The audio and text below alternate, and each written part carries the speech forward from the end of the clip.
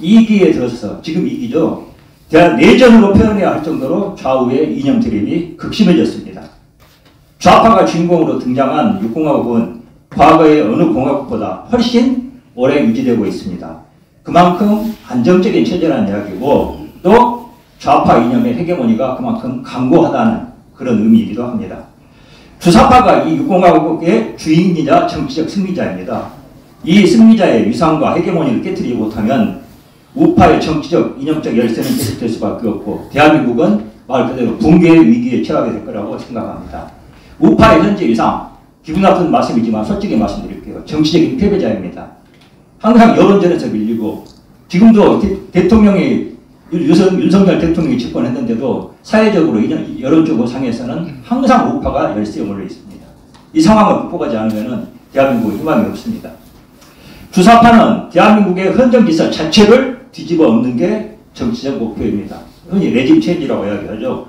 이런 자들이 이념적 주도권을 쥐고 있으니까 정권이 바뀔 때마다 그냥 단순한 정권 교체가 아니라 좌우가 모두 상대 진영의 전직 대통령을 정치적으로 참수, 목을 자르는 현상이 되풀이됩니다. 그냥 정권 교체가 아니라 사실상 헌정 질서의 교체가 매번 되풀이되는 것입니다. 이게 한국 정치의 불안정성의 근본 원인입니다. 정치 만능, 정치 과잉 등의 용어도 실은 똑같은 현상을 표현하고 있습니다. 매번 정권이 교체될 때마다 그냥 정권이 교체되는 게 아니라 다른 나라가 되는 것입니다. 헌정 질서가 안정된 나라에서는 있을 수가 없는 현상입니다. 아까 이용훈 교장 선생님도 소용돌이 한국적 제의를 들어주셨는데 한국에서 정치 과잉인 현상인 이유가 바로 이것이라고 생각을 합니다. 이는 분단이 대한민국 내부에 반영된 결과입니다. 대한민국 내부에 제2의 휴전선이 형성된 것입니다. 이런 점에서 대한민국은 북한, 김씨조선이라는 말도 제가 만들었습니다. 김씨조선과의 최대 경쟁에서 승리했지만 정치 투쟁에서는 패배했다고 봐야 합니다. 이것은 북한 체제가 그만큼 경직됐기 때문에 내부에 휴전선이 성립될 이유가 없고 대한민국 체제는 유연하기 때문에 사상의 자유가 있어서 내부에 이 제2의 휴전선이 성립했다고 볼 수도 있지만 일단 정치적으로 패배한 건 맞습니다. 우파는 이 전선에서 최종적으로 승리하고 휴전선의 철책을 걷어내고 분단을 해소해야 할 역사적 과제를 안고 있습니다. 이게 바로 저는 우리나라 역사의 제3기라고 생각합니다. 이는 대한민국의 주류 교체에서 지금 현재는 좌파가 주류라 말씀드렸죠. 이 주류를 교체하고 그 노력은 개헌 투쟁에서 출발해야 한다고 생각합니다. 현재 대한민국의 이념적 주류는 주사파이고 이는 외교 안보와 그리고 경제 두 가지 측면에서 관철이 되고 있습니다. 개헌 논의는 이런 주사파 패권을 극복하는 데 초점을 맞춰야 합니다. 하지만 현재 정치권 개헌 논의가 심심한만 하면은 나옵니다. 끊임없이 나옵니다. 6공화국 등장한 이래로 이 개헌 논의가 나오지 않은 시기가 없습니다. 그런데 정치권의 개헌 논의는 주로 권력 구조의 개편에 초점을 맞추고 있습니다. 내각제냐, 이원 집정부냐, 아니면 대통령 중임제냐 이것이 관심사입니다. 이건 법말이 뒤집힌 겁니다.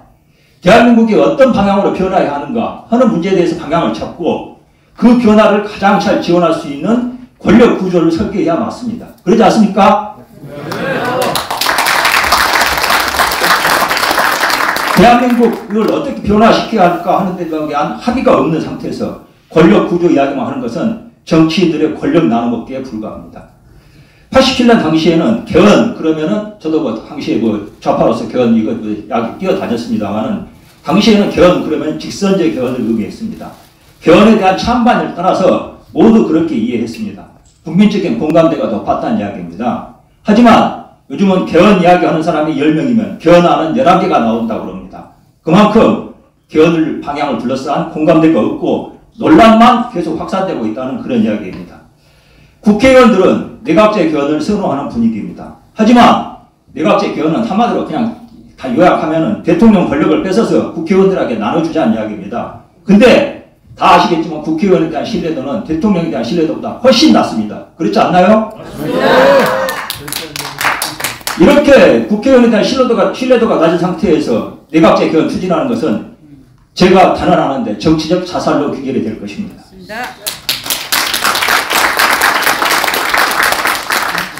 지금 6공화국 체제, 87체제가 문제는 많지만 그래도 대통령 직선제는 국민들이 자기 손으로 최고 통치자를 뽑겠다는 의지가 지각된 결과입니다. 내각제는 국민들이 피땀 흘려 정치한 그 권한을 뺏어오겠다는 취지로 받아들일 수밖에 없습니다. 우파가 주도하는 개헌은 좌파의 이념적 주도권을 깨뜨리고 대안을 제시하는 것이어야 합니다. 좌파의 이념적 주도권은 크게 외교 국방 그리고 경제 두 부분에 걸쳐 있습니다. 제가 보고 이거 감동했는데 국부 경강, 영세 자유, 정유원단, 우남 써져 있던데 아마 1957년에 여기 이승만 대통령께서 쓰신 휴어 같습니다. 제가 감격했던 것은 제가 정의년생이기 때문입니다. 이 외교 국방, 경제 두 부분에 걸쳐 있는데 국정의 근간도 이것입니다. 부국강병 이거죠. 국부 경강, 부국강병 이게 외교 국방과 경제 두 가지의 국정의 중심을 말하고 있는 겁니다. 외교 국방에서 좌파의 이념적 주도권은 평화통일론으로 표현이 됩니다. 평화통일은 굉장히 그럴싸하죠. 평화란 말도 좋고 통일이란 말도 좋습니다. 하지만 형용 모순이고 정치적 사기입니다. 통일은 남과 북, 적대적인 체제의 대립물의 통일이고 그 자체가 투쟁입니다. 남북이 통일 과정에서 유혈 중도를 피한다고 해도 그래도 양 체제가 적대적이라는 것은 근본적인 모순입니다. 평화는 통일의 결과이지 통일의 방법론일 수가 없습니다. 평화통일론은 사실 북한의 정치적 공세의 결과이고 대한민국의 무장해제를 목표로 하는 것입니다. 북핵과 미사일이 그 움직일 수 없는 증거입니다. 평화통일은 정치적 사기입니다.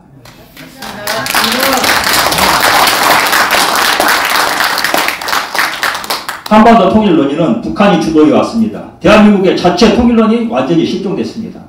사실 대한민국에서 나온 유일한 통일론이 이승만 대통령의 북진 통일론입니다. 하지만 이승만 대통령께서 정치적으로 몰락하면서 북진 통일론도 폐기됐습니다.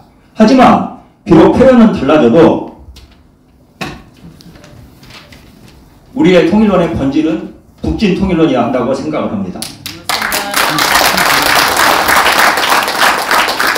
물론 북한 핵이 있고 미사일이 있고 중국이 뒷배를 받치고 있는 상황에서 군사적으로 북진은 불가능합니다. 하지만 그 대신 북한의 내부 붕괴를 유도하는 정책을 펼쳐야 한다고 생각을 합니다. 사실 북한이 가장 두려워하는 게 우리 대한민국이 미군이 그 병력을 가지고 올라가는 게 아닙니다. 가장 두려워하는 게 이렇게 내부 붕괴를 압박하는 방식, 이걸 가장 두려워하고 있습니다. 북한이 문재인 압박에서 만든 게 있죠. 대북전단법 만들었습니다. 그게 바로 북한이 얼마나 이런 식의 접근, 내부 붕괴를 유도하는 접근을 두려워하는지 보여주는 증거라고 생각을 합니다. 우리의 개헌은, 우파의 개헌은 평화통일론 삭제해야 됩니다. 그리고 북한의 내부 붕괴를 적극 지원하는 근거를 마련해야 됩니다.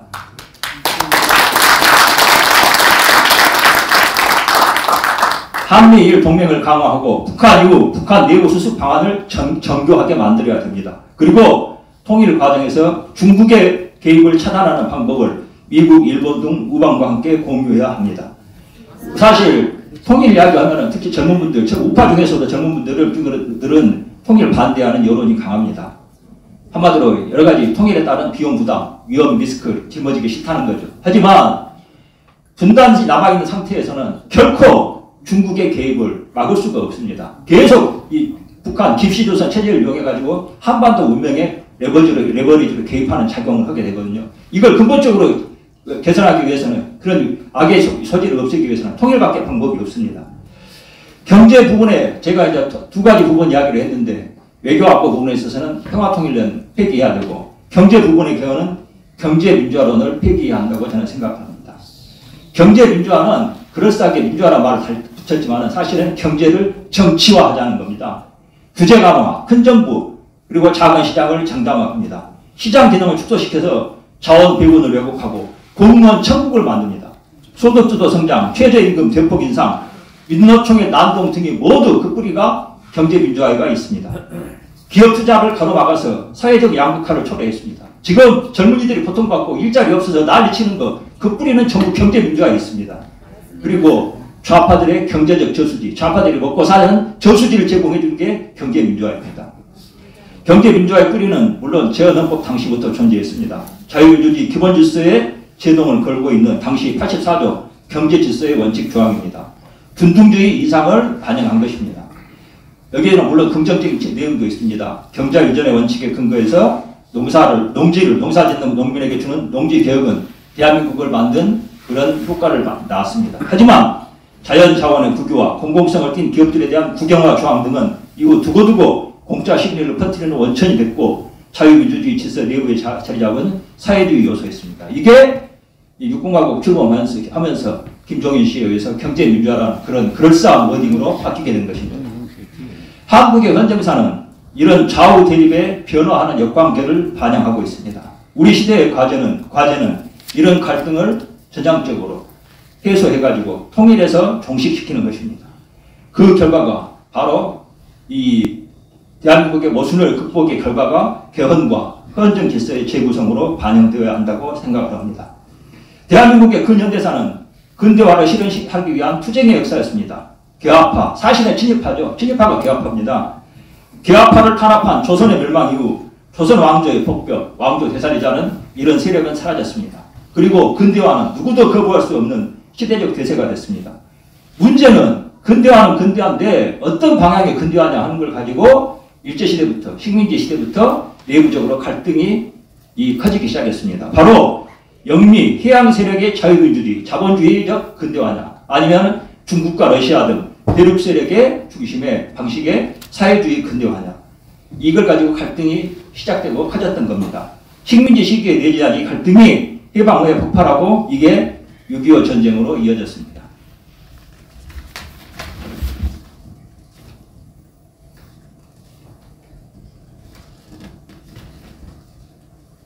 죄송합니다.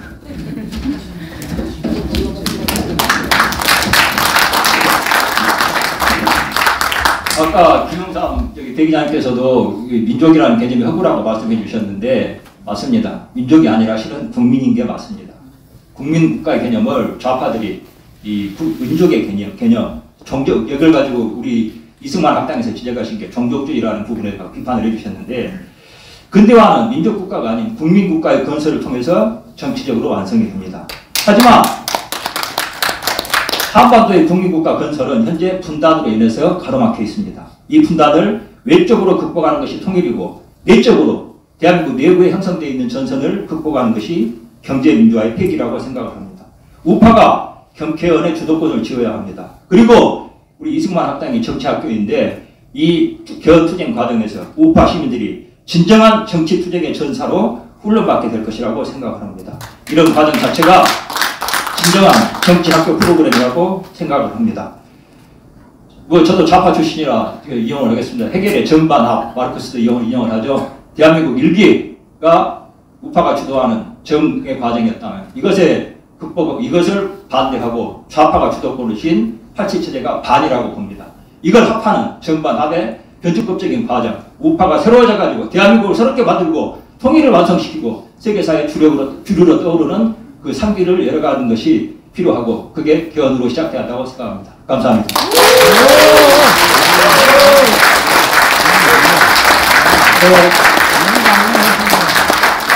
제가 김종식 선생님 말씀에서 크게 공감받은 부분이 87년 체제 이후로 우파 정치가 계속 패배해왔다. 그리고 늘 끌려다녔다 하는 그런 부분인데 오늘 말씀은 이제 우파 정치가 이 시대를 주도해야 된다는 그런 말씀인 것 같고 대단히 중요한 문제제기라고 생각합니다. 네, 토론하시거나 질문하시고 싶은 생각이 있겠지만은 시간 관계상 좀 어쩔 수가 없고요. 다음은 김병헌 국사교과서 연구소 소장 겸 위안부 폐지 국민행동 대표님의 말씀을 듣겠습니다.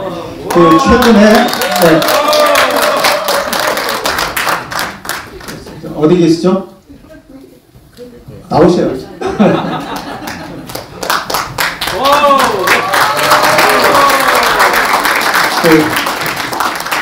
단연 스타입니다. 최근에 아주 혁혁한 활동 또 공로를 세우신 분이고요. 오늘 말씀은 위안부 문제의 본질을 알면 정의연의 앞날이 보인다라는 제목이고요. 좋은 말씀을 들려주실 것으로 기대합니다. 큰 박수로 맞아주십시오.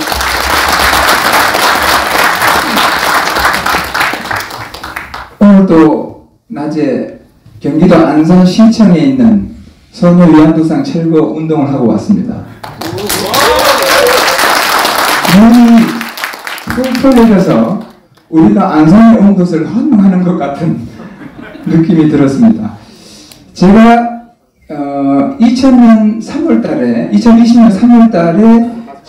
정의기억연대가 집회를 하는 대사관 앞 소녀 위안부상 바로 옆에서 1인 시위할 때는 사실상 누가 저한테 테러를 일본군에 의해서 공권력에 의해서 동원된 사람 8분 중에 8분에 나오는 모든 사람을 다 봐도 한 명도 없습니다. 있을 수가 없습니다. 그건 불가능합니다.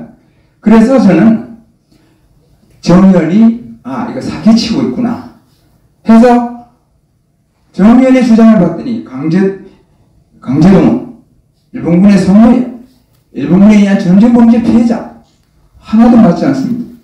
정의연 홈페이지 보면 일제히에서 유인, 유괴, 납치, 강간, 살해 다 나옵니다. 증거 아무도 없습니다. 여성가족부에 등록된 240명 중에 일제히에서 강제로 동원된 사람 단 한 명도 없습니다. 그래서 저는 지금까지 계속 요구합니다. 증거 내놔라. 일제히에서 강제로 동원된 위안부가 있으면 사례를 제시하라. 못합니다. 그러니 제가 그때는 얘는 대놓고 이야기합니다. 위안부 문제는 여성가족부, 그러니까 여성가족부도 마찬가지입니다. 위안부 문제는 정의기억연대와 여성가족부가 위안부 이력의 불쌍한 노인들을 앞세워서 국민을 속이고 세계를 속인 국제 사기극입니다.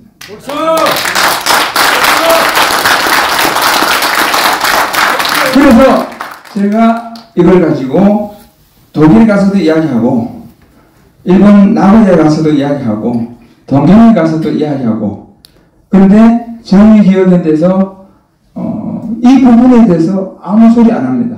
올 3월 달에 의기양양해서 저한테 소송도 걸었습니다. 고소도 했습니다.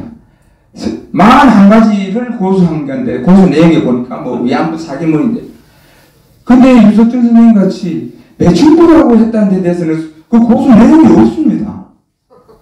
그 내용이 없어요.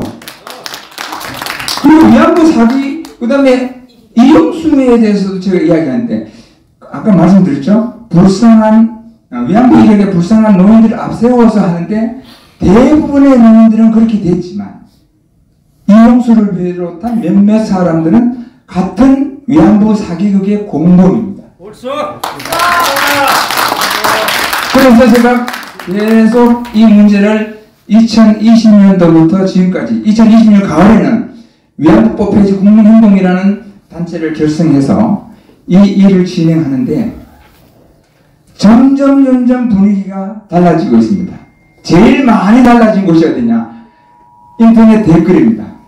과거에는 저한테 욕하는 사람 많았는데 이제는 윤미향 욕하고 이용수 욕하고 위안부 사기단체 욕하고 이제 분위기가 많이 달라졌습니다. 제가 처음에 싸울 때는 그야말로 장벽이었습니다. 커다란 장벽이었습니다. 우리 위안부법 폐지 국민행동 멤버들이 한 10명 정도밖에 안 됩니다. 여기 있어요. 그런데 과거부터 제가 싸우면서 항상 그런 생각했습니다. 너희들은 사기꾼이야. 너희들이 내놓을 것은 거짓말밖에 없어. 거짓은 진실을 이길 수 없다. 그리고 개미 구멍에 못뚝 무너질 날이 있을 것이다. 지금 2019년도 8월 14일 위안부 손여상 일본 대사관 인근 손여상 집회 때 주최 측 추산 22만 명이 모였습니다. 그야말로 발디딜 틈이 없는 그런 집회였습니다. 그런데 불과 3년 만에 올해는 1월 달에는 12명이 모였습니다. 지금은 여러 구석에서 30명 내외 모입니다. 긁어 모아서 30명이 안 될 때가 많습니다. 그리고 집회 장소는 소녀상 뒤 보이지도 않는 저 고속진 데 갔습니다. 왜 갔느냐? 제가 집회 신고를 여기 너희들 이번에 여기서 해 하고 또 배워놓고 나머지 집회 신고 다 해버리고 그 다음에 여기서 해 그리고 나머지 집회 신고 다 하고 여기만 배워놓고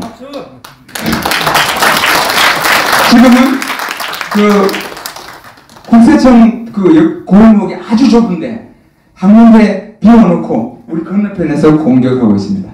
왜냐하면 거기까지 다 집회 신고 해버리면 막을 수도 있는데 엉뚱한 데 가버릴까봐 거기 딱 묶어놓고 그래. 위안부 사기 이제 그치지 마.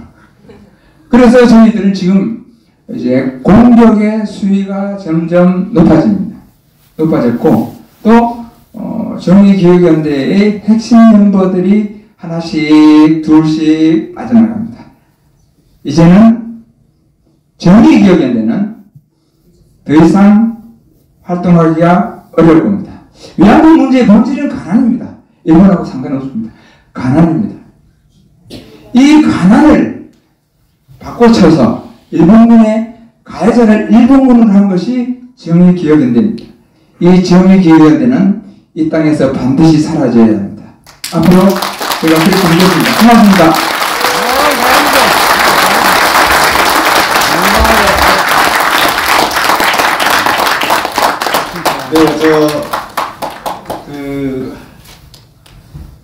정의기억연대와의 싸움은 저 김병원 소장 외에도 또 이우영 박사도 같이 열심히 했고요. 이우영 박사 어디 계세요? 잠깐, 예, 저기 계시나요? 이우영 박사께서 경력학자가 되셔야 어쨌든 올해 엄청난 진전이 있었던 위안부 문제에 관한 엄청난 진전이 있었던 해고 내년에 더 큰 진전이 있을 것으로 기대를 합니다. 이어지는 순서는 이제 오늘 여기 계신 분들이 내가 얼마나 운이 좋나 운수를 테스트해보는 시간이 되겠습니다.